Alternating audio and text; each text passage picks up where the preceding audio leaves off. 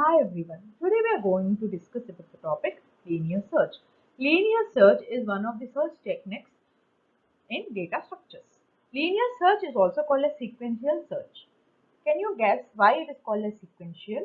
Sequential is nothing but why it is called a sequential search is nothing but whenever if you consider an array, I want to search a particular element in that array. So if I want to search an element in that array, what do? I need to start searching sequentially from the first element of the array. If that particular element is not found at the first index, I'll be comparing the element present in the second index and I'll be comparing which element I need to search. Okay. Till the element has been found successfully, the search technique takes place. Okay. And if the element has not been found, we will be returning a message saying to the user that element has not been found, or we will return -1. Okay. So, and one thing you have to remember that linear search is unordered, will take an array which is unordered. Binary search will take an array which is ordered. Okay, that's the main difference. So, I'm going to take this example which has 7 elements.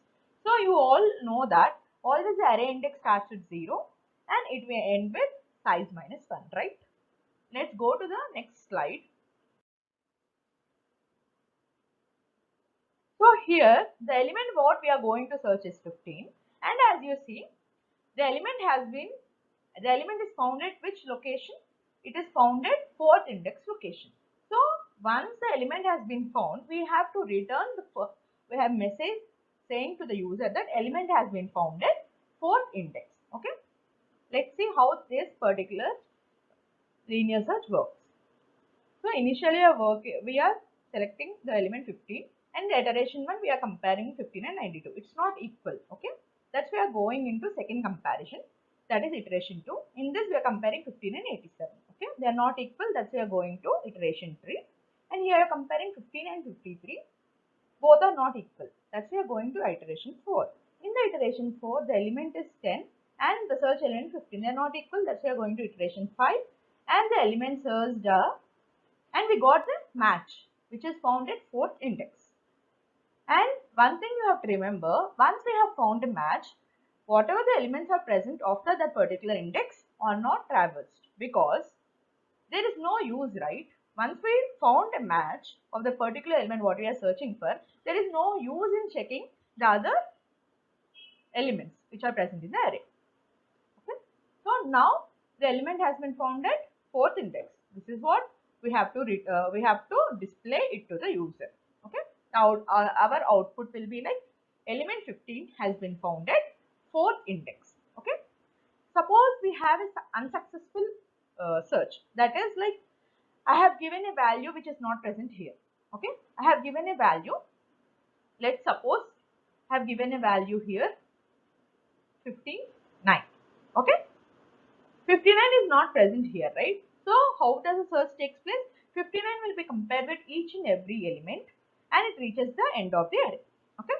Once it reaches the end of the array, there's a last index and it finds that there is no element of value 59. So at that time we have to display a message to the user saying the element has not been found.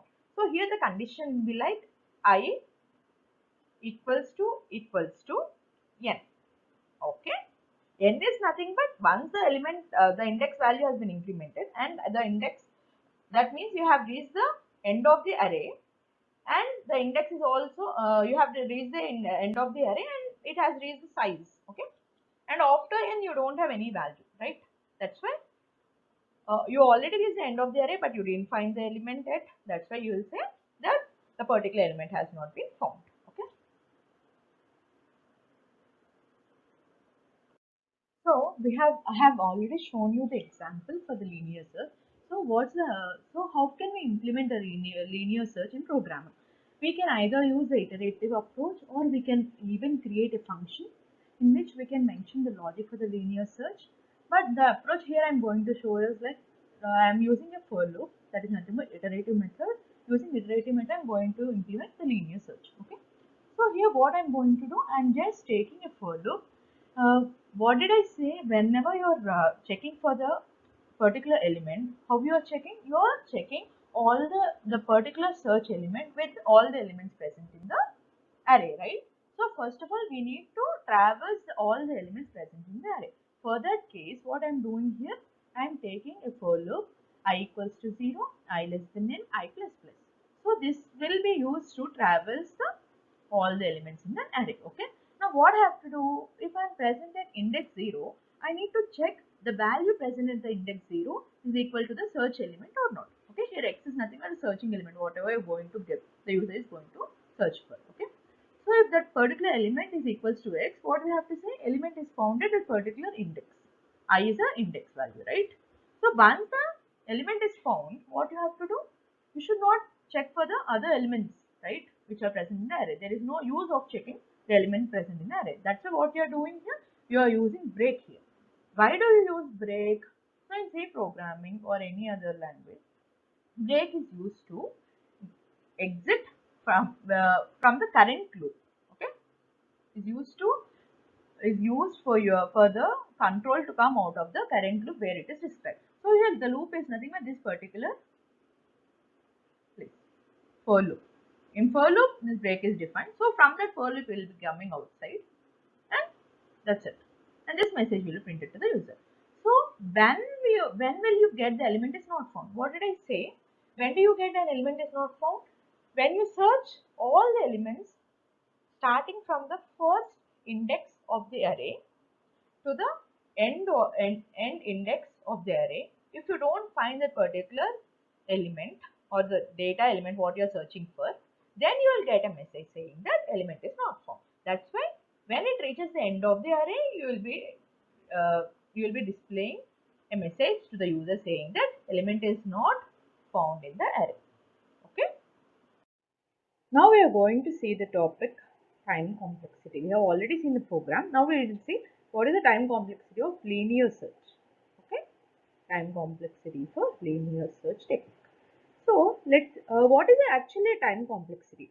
How much time does a program take to execute is called as time complexity. Okay. So in this program there are two cases. One is best case and worst case. Best case, as the name suggests, it indicates that you are going to find the element, going to find the element in the beginning itself. Beginning itself.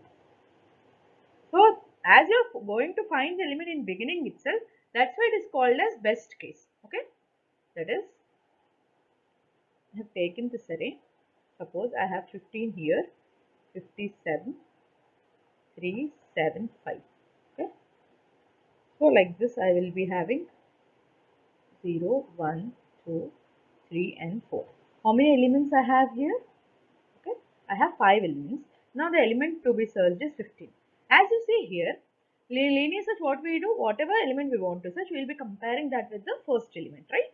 As I want to search the element 15, as you start searching, I found the 15 element in the starting itself, right? So this is nothing but the best case. This is nothing but the best case. As you are finding this element, the time taken for the finding this element is taking only one comparison. That's a time complexity will be big O of 1. Okay. Now now worst case is opposite to the best case. That is, you will be finding the element what you want to search at the end of the array.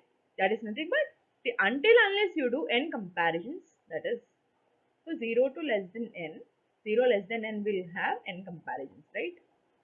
So unless until you do n comparisons, you will not find the searching element. Okay, not find the search element. That's why it is called as worst case. Even though if you want to search an element which is not present, for that also you need to check n. You have to do n comparisons. That's why in worst case it will be n. We go of n. Okay. Best case and worst case.